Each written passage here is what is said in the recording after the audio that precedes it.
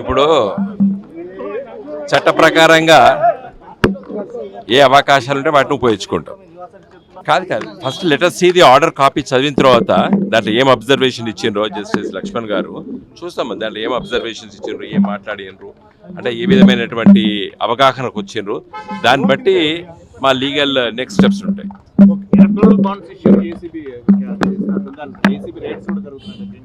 దాని దీనికి సంబంధం లేదండి. అది సుప్రీంకోర్టు చాలా స్పష్టంగా చెప్పింది. ఆ ఎలక్ట్రల్ బాండ్స్ కేసులో సుప్రీంకోర్టు జడ్జిమెంట్ లోపల చాలా స్పష్టత ఉన్నది. ఇదివరకు ఇచ్చిన వాటి గురించి ఏం మాట్లాడకండి అని కూడా సుప్రీంకోర్టు చెప్పింది.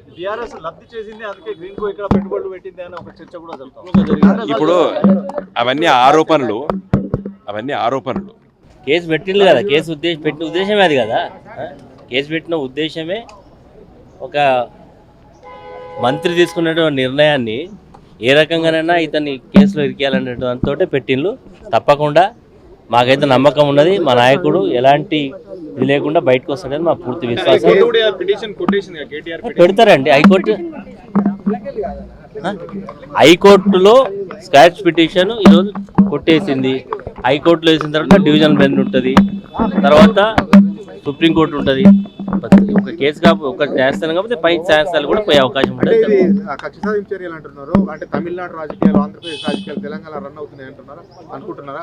ఒక పార్టీ అధికారంలో ఇంకో పార్టీని అట్లా సాంప్రదాయం కొనసాగుతుందా తెలంగాణలో కూడా?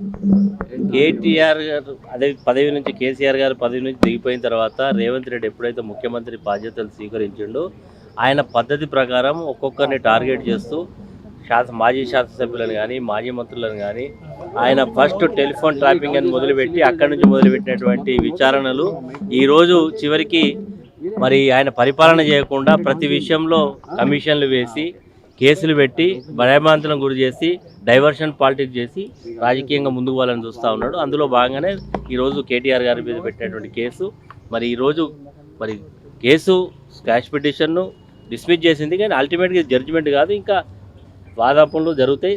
కేటీఆర్ గారు ఎలాంటి తప్పు చేయలేదు అని నిర్దోషిగా బయటకు వస్తాడని మా పూర్తి విశ్వాసం.